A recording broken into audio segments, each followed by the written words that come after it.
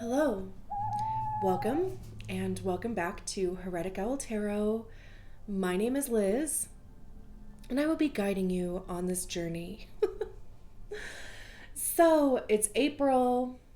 These messages really are, kind of whenever you see them, but I do tend to do them at least monthly. So this month we're using the Work Your Light Oracle deck, and then we're using the Wandering Moon Tarot for additional information. We'll get an Oracle card for the overall vibe, and then of course pull 6 tarot cards and see what the vibe is. I have my little bowl here of all of the zodiac, all of the human design profile numbers. I'm just gonna pick one. So you guys are the only ones that are left, the 2-4.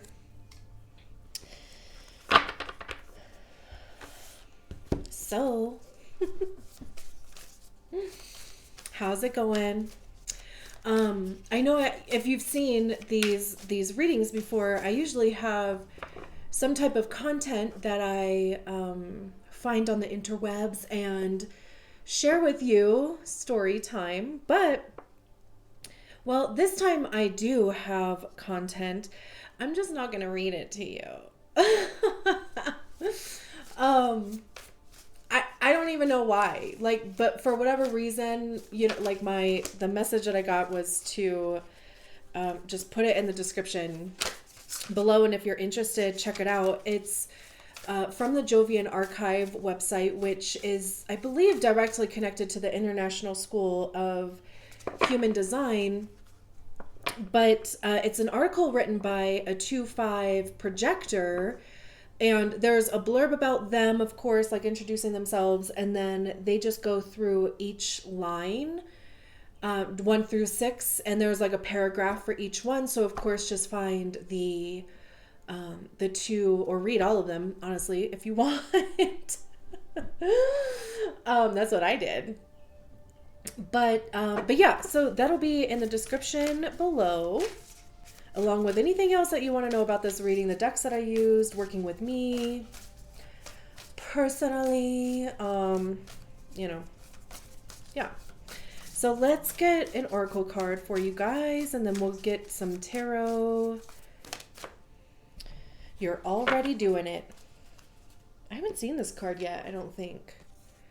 So that's fun. You're already doing it. Stop overthinking. Keep facing your true north. Beautiful. I love all the colors on there too. Like there's throat, there's sacral, there's crown, there's third eye. We have the 3 of swords. Okay. We have the star card. Interesting. It's weird. Oh, that's exactly the number of cards that we need, and I think they all came out reversed.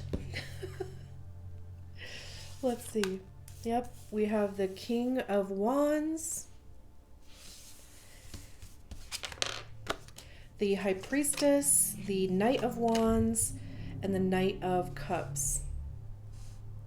And then the Knight of Pentacles at the bottom of the deck. 8 of Pentacles, 3 of Wands, 2 of Wands. Interesting. Very interesting. Okay. Yeah, I mean, this definitely has very, very big, overthinking energy to it. Even though the only, 2 thinking cards that we have on the table, thinking in the sense of like our mind, are the first 2 cards. And then everything else is in the reverse. You're already doing it. Stop overthinking. Keep facing your true north. The thing that keeps coming to my mind is nervous system, or even like vagus nerve, which, it's part of our nervous system, but it's like if your nervous system is conditioned to be like in fight or flight or denial or fear, like any of those kind of self-sabotagey type of vibes, then it's really hard to see like what is right in front of you, right? Like it's really hard to see that you are heading in the right direction. You are taking steps forward, right? Like that's just what keeps coming to mind. And there are some decent, like on YouTube, like guided meditations for resetting your nervous system or resetting your like changing the vibration of your vagal nerve. Is it vagal or Vegas? Not like, you know, Las Vegas, but Vegas, VAG, like US, I think. And I think it's just it's like the hertz or something of the music that you're listening to. Some of them are guided meditations. Like I personally like guided meditations. I also have an undefined head center, so I think it's just easier to like focus my brain on a journey versus just trying to clear it out, because that's just not gonna happen. It's impossible to do that for me personally. So anyway, that's what I get with this. And like I was saying before, how there's all these colors, like there's sacral, there's throat with the blue, there's crown. For me, like pinks are crowny for me, even though I know like pink isn't generally associated with the crown. That's just, I don't know, for me. I know like the heart chakra is sometimes depicted as pink, even though it's usually green, but like rose quartz is very heart chakra. I mean, you could even be working with crystal magic in some capacity. Maybe I don't want to say should or need to be, because, you don't need to should anything. But it's like a nice reminder though, when, like we do see a stone that has a certain significance or property to it, just to bring ourselves back to that place in our body, right? Because I mean, every stone is like has an attachment to a certain chakra in our systems also. So anyway, I mean, you could find something that is connected to sacral, something connected to heart, throat. Anyway, we also have this figure here, and it looks like they're just kind of taking a break, which is fine, right? Nothing wrong with taking breaks. But there's also this kind of like hallway here. So yeah, stop overthinking. I also just kind of think it's like one of those things of like conditioning where we think we have to struggle in order for something to have significance, right? Like it has to have some level of stress with it. And again, like that's because our nervous system is conditioned, has become conditioned to that level of juice, basically, right? So it's like being intentional about resetting that. And so we start with the Three of Swords, and we can see that there are three swords sticking into this heart, right? So, I mean, it traditionally, obviously, talks about heartbreak, but swords have to do with our minds, right? What are we thinking about? How are we perceiving our realities? It's also ego, because our ego is created by the stories that we attach to experiences. So the Three of Swords generally talks about disappointment, rejection, like those type of energies. And it's like, what are the stories that we are attaching to those things, whether it's our story that we came up with, or if it was like imprinted on us by, somebody else. This is also, like stress and anxiety. And, these, who put those three swords there? It's like, are we doing that to ourselves? Or is that coming from some outside stimuli, right? Again, like, is there something that you were excited about and it didn't work out the way that you expected? You know, like, is it a relationship? Is it a friendship? Is it, again, you know, like some like level of expectation that you're putting on yourself and really being hard on yourself? And it's like you're motivating yourself by putting yourself down or filling yourself of, you know, like doubt and fear, that type of energy. Overthinking. Very much with the Three of Swords. And then the High Priestess is in the reverse. And it's interesting that I was talking about, you know, throat, crown. There's like a little bit of purple in here, which is third eye. Because upright, this crescent moon is at their third eye. But in the reverse, it's closer to their throat. I mean, it's not exactly at the throat, but that's just what it looks like to me. And the High Priestess, for me, like, I see the High Priestess as being that direct connection to our star player. For me, star player is my higher self. For you, if you connect to a higher power, it could be, you know, source, divine, God. If you don't connect to a higher power, then it would just be, you know, a direct connection to your own intuition, because we all have it. It's there, you know, science.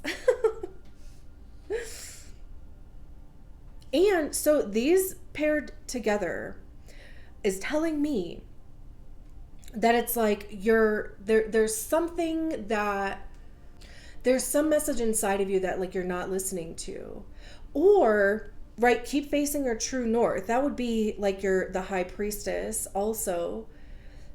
But I think, wow, let me see. It says something in the book about do not question things so much. You are on the right track. You are facing the right way. Stop overthinking it. It's happening and you are closer than you think. You are exactly where you need to be and things are moving at a perfect speed. Do not rush it. Now is not the time to be impatient. Now is the time to walk steady. There is no rush. What you are building is being built. What you have planted soon will blossom. With every new day, a new brick is being laid. You have come a long way. The foundations are steady. Now, all that is needed is for you to trust and keep walking forward. If a thought that things should move or should be moving faster enters your head, that is just your ego comparing your rising to someone else. Comparison is not your friend. Stay in your lane, water your own garden, knowing that your time to bloom will soon come. Exactly. Like, if there is some level of like comparison going on to somebody else, or like it was saying it's not moving fast enough, you know, like maybe you thought that it was going to, like this outside stimulus was going to make you feel a certain way, and it's not making you feel that way. So you feel like it's not right, you know, or that like you're not heading in the right direction. And I feel like that is a mask. I feel like, and especially with these cards coming out in the reverse, like there is some level of like illusion happening here. That could even be, you know, like a fear of success. And I think I said at some point, self-sabotage. The Star card is all about trusting the process. Which I feel like is basically what the book was like, you know, saying. It's the card of Aquarius, so there could be Aquarius involved. There doesn't have to be. High Priestess is Cancer or Pisces, depending on who you ask. But I believe the High Priestess is ruled by the moon. Traditionally, the moon rules over Cancer. So, you know, the Star card is also air, which is swords. So again, right, it's how we are perceiving reality, our own realities, right? But it's very big trust the process energy. It's a lot of like getting out of your own way mentally. I always see the Star card as being that space between like the 5D where, we're co-creating, we're manifesting, like our desires and our dreams and stuff. And then the 3D, which is where we are. And the star is like literally that space between where, like it comes together, right? We're trying to like pull those manifestations down into the 3D where we are. And, there's a big faith and hope aspect that comes with the star card. There's a bit of like, illumination, like being in the spotlight. So again, right, I mean, there could be something going on that, it's like it may be going okay. There's not necessarily specifically anything wrong. It's just not, what's meeting your expectations in some capacity. And then we have the Knight of Wands in the reverse. The Knight of Wands, like wands have to do with action, communication. It's our creativity, our desires, but like, what actions are we taking on those things? How are we communicating those things? There's a bit of like compulsion that comes with the Knight of Wands also, because like they're very enthusiastic and adventurous, but also like they burn out kind of quick. It's like a match, right? Where like right when you strike it, there's this, like burst of flame, but it only lasts a few seconds before you have to put it out or it burns your fingers, right? Which, I mean, there's not necessarily anything wrong with like, like these bursts of energy, like trying things, seeing how it goes, but it's not necessarily like sustainable either, right? Like if you're trying things, and since it's in the reverse, it's like if you have been trying things, but if it doesn't immediately yield the results that you were expecting, then it's like you attribute it to being like a failure. And it's not. It's just, our expectations were a bit too high. And also, too, I mean, if we're looking for something that gives us like that dopamine response or something, right? Like a shot of dopamine, then, it's like this quick kind of thing. And then, like once a dopamine thing like runs out on that, then it's like, you're kind of bored with it. You want to move on.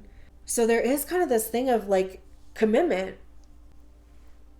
It's like this thing about being excited about something with the star card, trying it, putting it into practice with the Knight, and then it just kind of like quickly burns out. But again, too, with this pairing, it's like there's not ample time and energy being put into any like one thing, which is interesting because we have the 8 of Pentacles. I mean, we're going to get to this. But yeah, then we have the King of Wands in the reverse. So we go from the Knight of Wands to the King of Wands, which is a progression nonetheless. And, the King of Wands is the highest expression of the suit, right? So wands having to do with action, communication.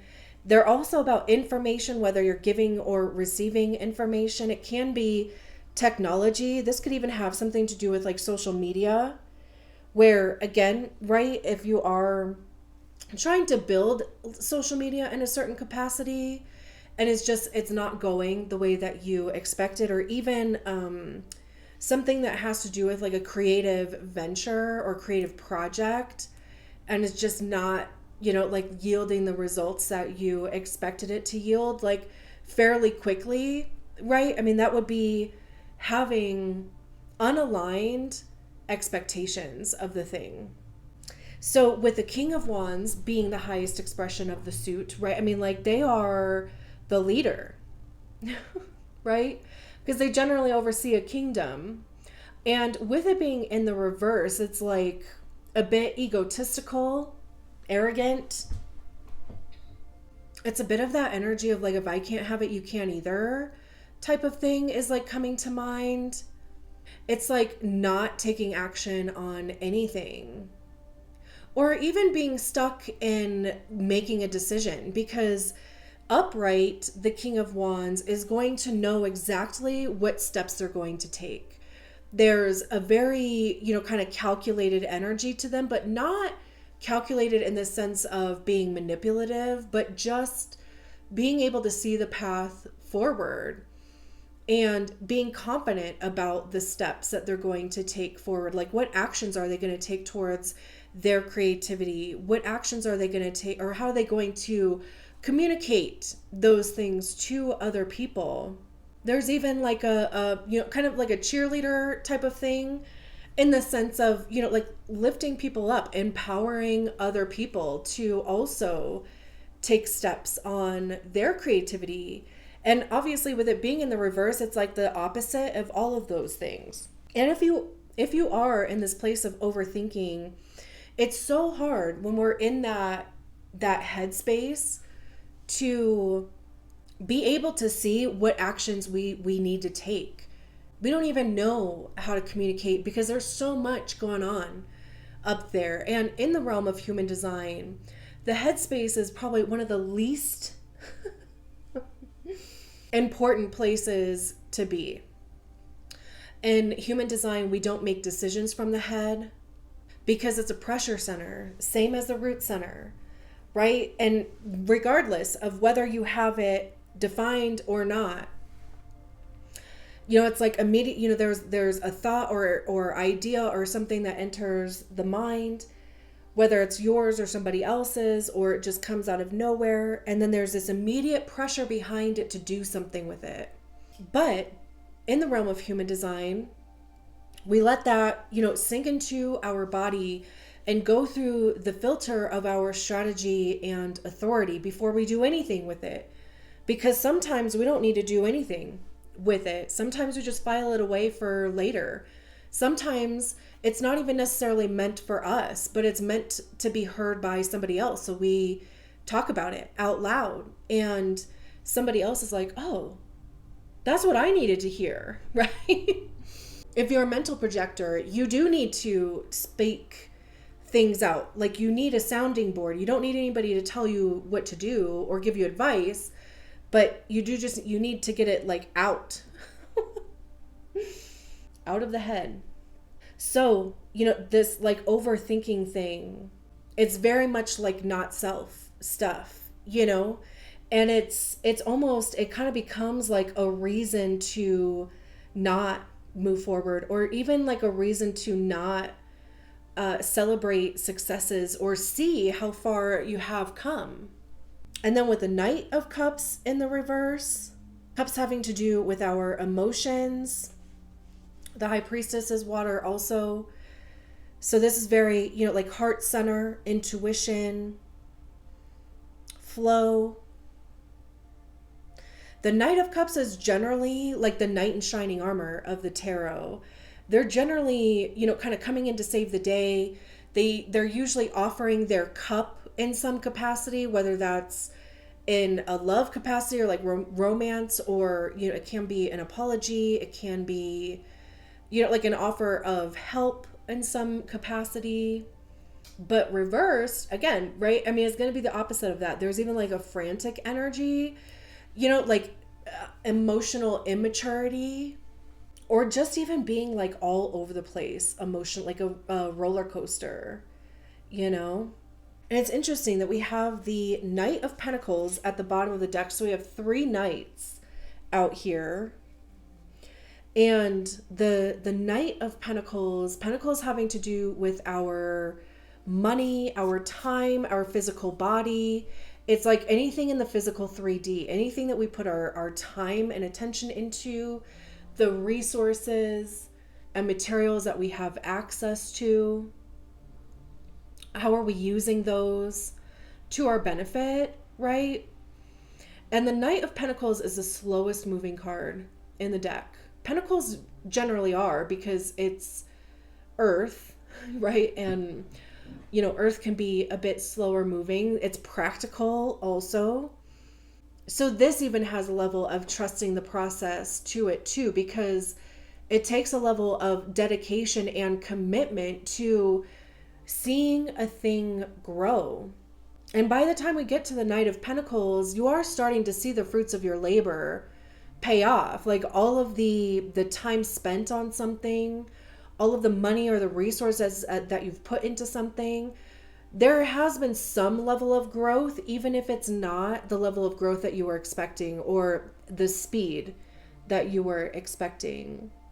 The Eight of Pentacles is about focusing your energy onto a project or a thing in order to become proficient in it. You have to put the practice in to get good at doing something, right? Like you're not just going to be perfect at it the first time that you pick it up, even though, the 2-4, that second line does have like a natural aptitude for something. So you do kind of have this like natural talent or this natural genius, but you still have to like foster that, right? I mean, you still have to find the time to dig into that, explore it a bit, right? I mean, even too with the second line, like it helps for other people to also recognize that within you, but you also have to trust that what they're saying, like it's true. Somebody's like, oh my gosh, you're really good at whatever, and you're like, no, I'm not. Are you though? Figuring out that thing that you enjoy doing.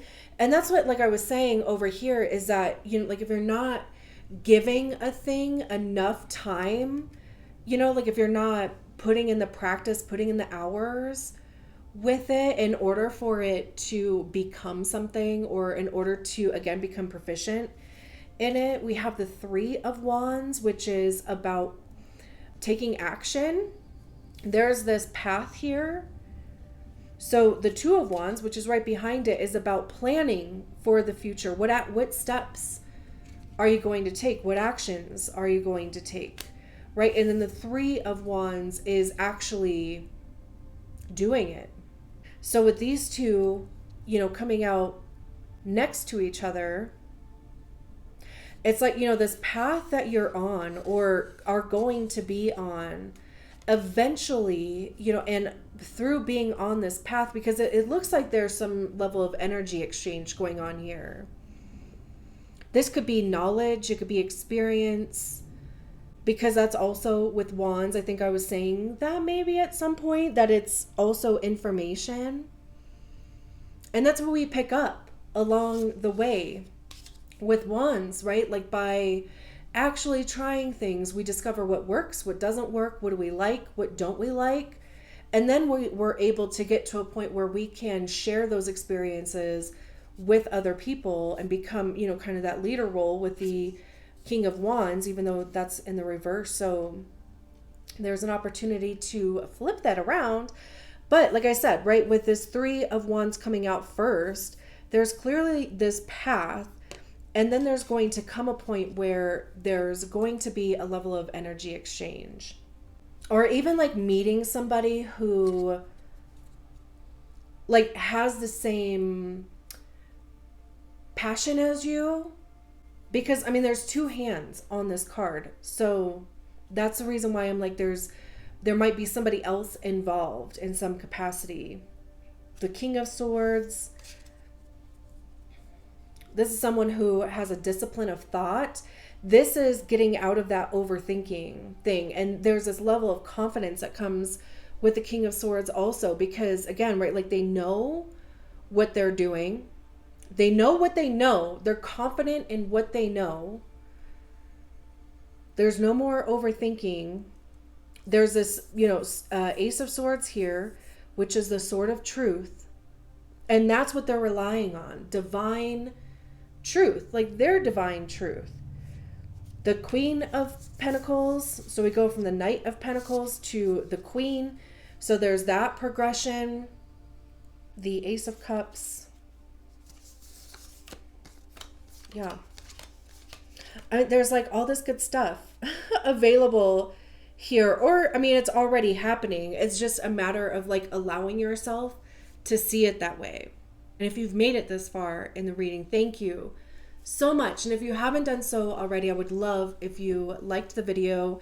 Even disliking the video, it's engagement and I'll take it. Subscribe to the channel if you haven't done so already. And leave a comment, even if it's just emojis. I mean, tell me something about your human design that is interesting to you, or something that really surprised you about human design or your specific design, because I love hearing it. But my intention is to grow this community and grow this channel. And of course, I can't do that without you. I'm trying to catch the YouTube algorithm train, and I need your help. So if you have the help available, any one of those three things would be a great help to me. So I'm going to leave it there. Thank you so much for being here. I will talk to you soon. Bye.